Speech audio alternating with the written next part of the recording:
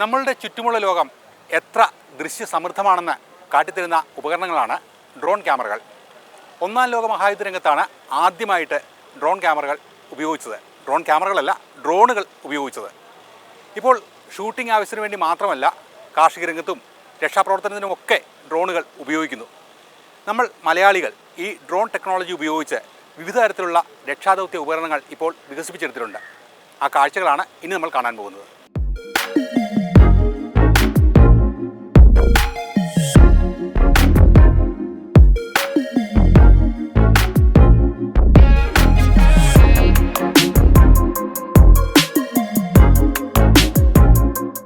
നമ്മൾ കാണുന്നത് പോലെയൊന്നുമല്ല ചുറ്റുമുള്ള കാര്യങ്ങളെന്ന് നമുക്ക് പറഞ്ഞു തരുന്ന ചില കാഴ്ചകളുണ്ട്.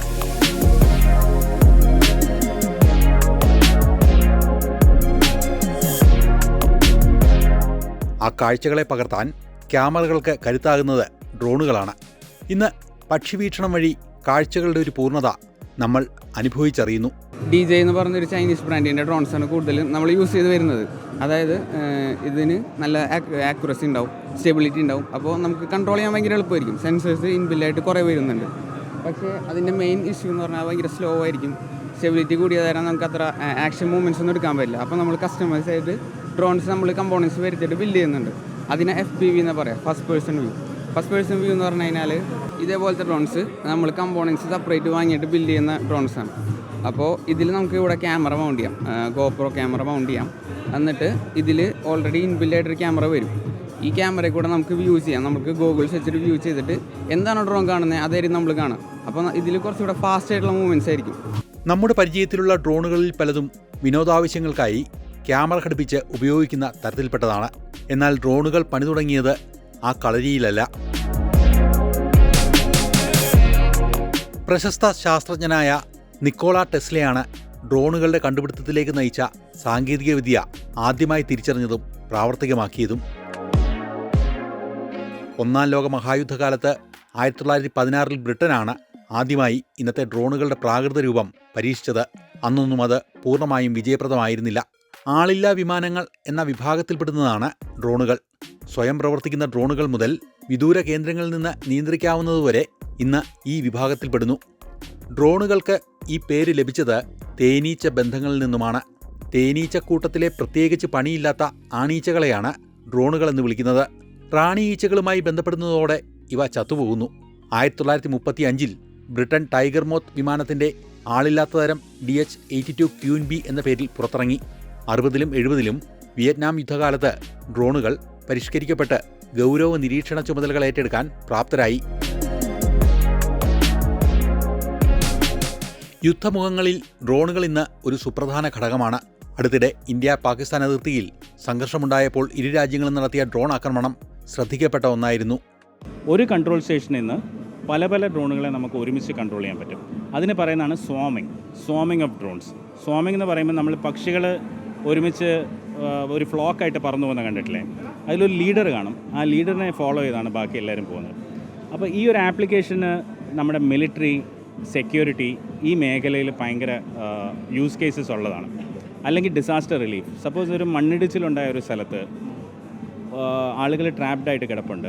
പക്ഷേ ഇവരെ നമുക്ക് അന്വേഷിക്കാൻ നമുക്ക് നടന്നവിടെ പോകാൻ പറ്റുന്നില്ല. ഒരു ഡ്രോൺ യൂസ് ചെയ്ത് നമ്മൾ സെർച്ച് ചെയ്ത് നോക്കുകയാണെങ്കിൽ നമുക്ക് ഒത്തിരി സമയമെടുക്കും. പല ഡ്രോണുകൾ പറത്തണേ നമുക്ക് പല ഓപ്പറേറ്റേഴ്സ് വേണം. 5 ഡ്രോൺ പറത്തണേ നമുക്ക് 5 ഓപ്പറേറ്റേഴ്സ് വേണം. പക്ഷേ ഞങ്ങൾ ചെയ്യുന്ന ഈ സിസ്റ്റത്തിൽ നമ്മൾ ഒരു കൺട്രോൾ സ്റ്റേഷനിൽ നിന്ന് ഈ 5 ഡ്രോണേയും ഒരുമിച്ച് കൺട്രോൾ ചെയ്യും. അതൊരു സ്വീപ്പ് നമുക്ക് ചെയ്യിക്കാൻ പറ്റും. ഒരു ലൈനിൽ പോയി ഇതിനെ സ്വീപ്പ് ചെയ്യിക്കാൻ പറ്റും. ഇന്ത്യൻ സൈന്യത്തിൻ്റെ കൈവശമുള്ള ഡ്രോണുകൾക്കൊപ്പം കിടപിടിക്കുന്ന ഡ്രോണുകൾ സൈന്യത്തെ സഹായിക്കാൻ ഇപ്പോൾ മലയാളികൾ വികസിപ്പിക്കുന്നു. ഒരു ഡ്രോണിനെ ഫൈബർ ഓപ്റ്റിക് വഴി കൺട്രോൾ ചെയ്യാനുള്ള ഒരു സിസ്റ്റം ഉണ്ടാക്കിയിട്ടുണ്ട്. അതിൻ്റെ ഗുണം എന്താണെന്ന് വെച്ച് കഴിഞ്ഞാൽ even in very contested environments, RF contested environment എന്ന് പറഞ്ഞാൽ റേഡിയോ ഫ്രീക്വൻസീസ് ജാം ചെയ്ത് വെച്ചേക്കുന്ന എൻവയൺമെൻറ്റ്സ്, അങ്ങനത്തെ എൻവയൺമെൻറ്റ്സിൽ ഈ റിമോട്ട് കൺട്രോൾ വെച്ച് ഡ്രോണിനെ പറത്താൻ പറ്റില്ല. ഇത് സിവിലിയൻ യൂസ് കേസ് ഇല്ല, ഇതിന് മിലിറ്ററി യൂസ് കേസ് മാത്രമേ ഉള്ളൂ. ഇപ്പോൾ യുക്രൈനിൽ നോക്കുവാണെങ്കിൽ ഒരു റേഡിയോ കൺട്രോളും അവിടെ വർക്ക് ചെയ്യില്ല. അവിടെ നിന്ന് ഉത്ഭവിച്ച ഒരു ടെക്നോളജിയാണ് ഈ ഫൈബർ ഓപ്റ്റിക് വഴി ഡ്രോണിനെ കൺട്രോൾ ചെയ്യാൻ.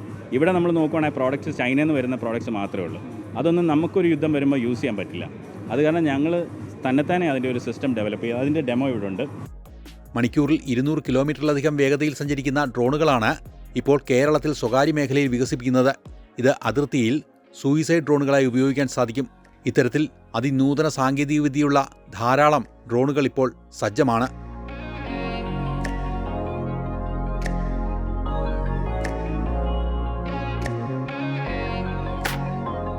നിലവിൽ കേരളത്തിൽ ഡ്രോണുകൾ സിനിമാറ്റോഗ്രാഫി, രക്ഷാദൗത്യങ്ങൾ, കാർഷിക ആവശ്യങ്ങൾ, എയർ ഷോ, ഡ്രോൺ റേസിംഗ് എന്നീ ആവശ്യങ്ങൾക്കാണ് കൂടുതലും ഉപയോഗിക്കുന്നത്.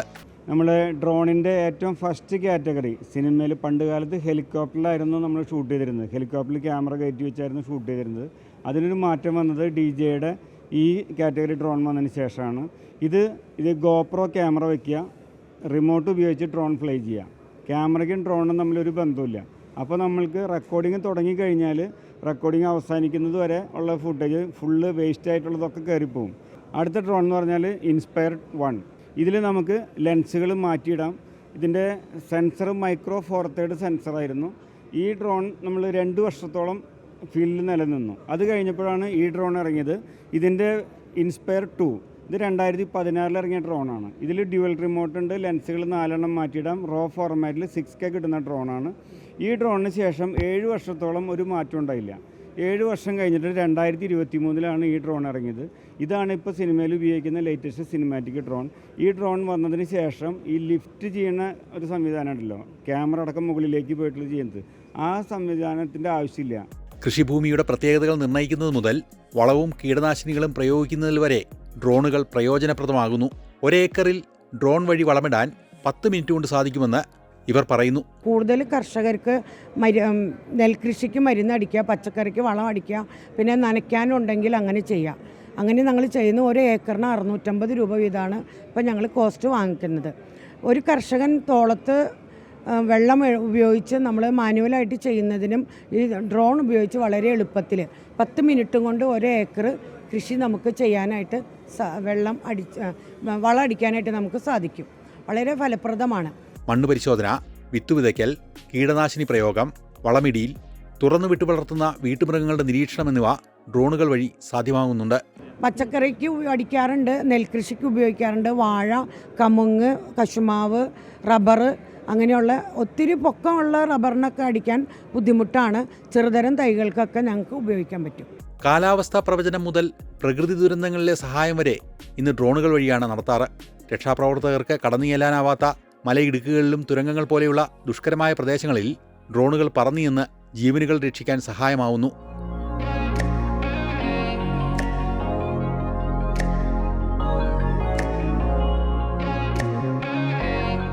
ഡ്രോണുകളുടെ ഉപയോഗം വർദ്ധിച്ചതോടെ അപകടങ്ങൾ ഒഴിവാക്കാൻ ഇന്ന് ഡ്രോണുകൾ ഉപയോഗിക്കുന്നതിന് ചട്ടങ്ങളും നിയന്ത്രണങ്ങളുമുണ്ട്. അത് നമുക്ക് DGCയുടെ റൂൾ പ്രകാരം നമുക്ക് 120 മീറ്റർ വരെ ഹൈറ്റിൽ ഫ്ലൈ ചെയ്യാൻ പറ്റുള്ളൂ. പിന്നെയെന്ന് പറഞ്ഞു കഴിഞ്ഞാൽ എല്ലാ ഡ്രോണും നമ്മൾ ഫ്ലൈ ചെയ്യുന്ന ഏത് ഡ്രോണാണെന്നുണ്ടെങ്കിലും നമ്മളത് DGCയിൽ രജിസ്റ്റർ ചെയ്തിരിക്കണം. അപ്പോൾ പിന്നെ ഉള്ളതെന്ന് പറഞ്ഞു കഴിഞ്ഞാൽ 250 ഗ്രാമിന് മുകളിലുള്ള എല്ലാ ഡ്രോണിനും നമുക്ക് കൊമേഴ്ഷ്യൽ പർപ്പസിന് യൂസ് ചെയ്യുകയാണെന്നുണ്ടെങ്കിൽ നമ്മൾ ലൈസൻസ്ഡ് ഉള്ള ആൾക്കാർക്ക് മാത്രമേ ഫ്ലൈ ചെയ്യാൻ പാടുള്ളൂ. ഇന്ത്യയിൽ ആകാശത്ത് പറക്കുന്ന ആളില്ലാത്തതും ആളുള്ളതുമായ എല്ലാ വിമാനങ്ങളുടെയും നിയന്ത്രണം സിവിൽ ഏവിയേഷൻ ഡയറക്ടറേറ്റിനാണ്. റിമോട്ട് പൈലറ്റ് സർട്ടിഫിക്കറ്റ് അഥവാ DGCA ലൈസൻസ് ഉള്ളവർക്കാണ് രാജ്യത്ത് ഡ്രോൺ പറത്താൻ അനുമതിയുള്ളത്. ഡ്രോൺ പറപ്പിക്കുന്ന ഉയരത്തിൻ്റെയും ദൂരത്തിൻ്റെയും ഭാരത്തിൻ്റെയും കാര്യത്തിൽ നിഷ്കർഷകളുണ്ട്. ഡ്രോണിൽ നമ്മൾ 8 എടുപ്പിക്കും. നമ്മൾ ബൈക്കിൻ്റെയൊക്കെ 8 എടുക്കില്ലേ, അതുപോലെ 8 എടുപ്പിക്കും. പിന്നെ ഇൻഫിനിറ്റി, പിന്നെ അതേപോലെ സർക്കിൾ എടുപ്പിക്കും. കുറച്ച് ട്രെയിനിങ്സ് ഉണ്ട്. അത് നമ്മൾ ആദ്യം സിമുലേറ്ററിൽ ചെയ്യും. സിമുലേറ്റർ അവിടെ ഉണ്ട്, സിമുലേറ്റർ ചെയ്യും. അത് കഴിഞ്ഞിട്ട് നമ്മൾ ഗ്രൗണ്ടിൽ 2 ദിവസം ട്രെയിനിങ് ഉണ്ടാവും. അത് കഴിഞ്ഞിട്ട് DGCയുടെ ഒരു ട്രെയിനർ വന്നിട്ടാണ് നമ്മളെ ട്രെയിൻ ചെയ്യിപ്പിക്കുക. ഈ ലൈസൻസ് 10 വർഷമാണ് ഇതിൻ്റെ വാലിഡിറ്റി വരുന്നത്. ഡ്രോണുകളുടെ സാങ്കേതികവിദ്യയുടെ അടിസ്ഥാനത്തിൽ കേരളത്തിൽ വികസിപ്പിച്ചെടുത്ത മറ്റൊരു രക്ഷാദൗത്യ ഉപകരണമാണ് റെസ്ക്യൂ റേഞ്ചർ. വെള്ളത്തിൽ മുങ്ങിപ്പോവുകയോ ഒഴുകിപ്പോവുകയോ ചെയ്യുന്ന ആളെ റിമോട്ട് കൺട്രോൾ ഉപയോഗിച്ച് ചലിക്കുന്ന ലൈഫ് ബോയ് വഴി രക്ഷപ്പെടുത്താൻ സഹായിക്കുന്ന ഉപകരണമാണ് റെസ്ക്യൂ റേഞ്ചർ. 100 കിലോഗ്രാമോളം ഭാരം വഹിച്ച് കരയിലെത്തിക്കാൻ ഇതിന് ശേഷിയുണ്ട്. വെള്ളത്തിൽ ഒഴുകി പോകുന്നവരെ നമുക്കൊരു റിമോട്ട് കൺട്രോൾ ഉപയോഗിച്ച് ആ ഒഴുകി പോകുന്നവരെ അടുത്തോട്ട് ഇത് നമുക്ക് കൊണ്ടെത്തിയിട്ട് എത്തിച്ചിട്ട് അവിടുന്ന് നമുക്ക് ആളെ അതിനകത്ത് പിടിക്കുമ്പോൾ നമുക്ക് തിരിച്ച് കരയിലോട്ട് കൊണ്ടുവരാം. അതൊരു പർപ്പസാണ്. പിന്നെ ഇതിനകത്ത് രണ്ടാമത്തേന്ന് വെച്ച് കഴിഞ്ഞാൽ ഇതിനകത്തൊരു ഡ്യുവൽ ഫ്രീക്വൻസി സെൻസറുണ്ട്. ഈ സെൻസർ വെച്ചിട്ട് വെള്ളത്തിന് അടിയിൽ മുങ്ങിപ്പോയിട്ടുള്ളവരെ അവരെത്രത്തോളം അടിയിലാണ് ഇവർ കിടക്കുന്നതെന്ന് പോലും നമുക്ക് കൃത്യമായിട്ട് ഡെപ്ത്, അതായത് 30 മീറ്റർ വരെയുള്ള ഡെപ്ത് നമുക്ക് ഐഡൻറ്റിഫൈ ചെയ്യാൻ പറ്റും. പിന്നെ ഇതിനകത്ത് വേറൊരു പ്രത്യേകത എന്ന് വെച്ച് കഴിഞ്ഞാൽ ഇതിനകത്തൊരു അണ്ടർ വാട്ടർ ക്യാമറയുണ്ട്. ഇതിനൊരു ഡ്രോപ്പിംഗ് മെക്കാനിസമാണ്. അതായത് നമുക്ക് കരയിലിരുന്നുകൊണ്ട് തന്നെ ഇതിൻ്റെ മുകളിലുള്ള ഈ ഡ്രോപ്പിംഗ് മെക്കാനിസം നമുക്ക് ആക്ടിവേറ്റ് ചെയ്തിട്ട് ഡ്രോപ്പ് ചെയ്ത് കഴിഞ്ഞാൽ വെള്ളത്തിൻ്റെ അടിയിലുള്ള കാര്യങ്ങൾ വളരെ വ്യക്തമായിട്ട് അറിയാൻ പറ്റും. വെള്ളത്തിലുണ്ടാവുന്ന ദുരന്തങ്ങളിലും പ്രകൃതിക്ഷോഭങ്ങളുടെ ഘട്ടത്തിലും രക്ഷാപ്രവർത്തനം ദുർഘടമാകുന്ന ഘട്ടത്തിൽ ഏറെ സഹായമാകുന്നതാണ് ഈ റെസ്ക്യൂ റേഞ്ചർ. ഒഴുകിപ്പോകുന്ന ആളുകളെയും മുങ്ങിപ്പോകുന്ന ആളുകളെയും ഈ ഉപകരണം ഉപയോഗിച്ച് രക്ഷപ്പെടുത്താൻ സാധിക്കും. കൂടാതെ വെള്ളത്തിനടിയിൽ മുങ്ങിപ്പോയവരെ കൃത്യമായി കണ്ടെത്തുന്നതിനുള്ള സംവിധാനവും ഇതിലുണ്ട്. വെള്ളത്തിനടിയിലും പ്രവർത്തിക്കുന്ന 360 ഡിഗ്രി ക്യാമറ വഴി തത്സമയം ദൃശ്യങ്ങൾ പകർത്തി രക്ഷാദൗത്യം വേഗത്തിലാക്കാനും സാധിക്കുന്നു. ഇതിനകത്ത് 4 മോട്ടറാണ് ഉള്ളത്. അപ്പോൾ ഈ 4 മോട്ടറിൽ അറ്റ് എ ടൈം 2 മോട്ടറാണ് നമുക്ക് ആക്ടിവേറ്റ് ചെയ്യാൻ പറ്റുന്നത്. അത് വെച്ചിട്ട് ഏകദേശം 30-35 കിലോമീറ്റർ സ്പീഡിൽ ഇത് പോകുന്നുണ്ട്. അതെ, ഇനി ഇവരുടെ കാലമാണ്. ഡ്രോണുകളുടെ തന്ത്രങ്ങൾ നമ്മൾ കാണാനിരിക്കുന്നതേയുള്ളൂ.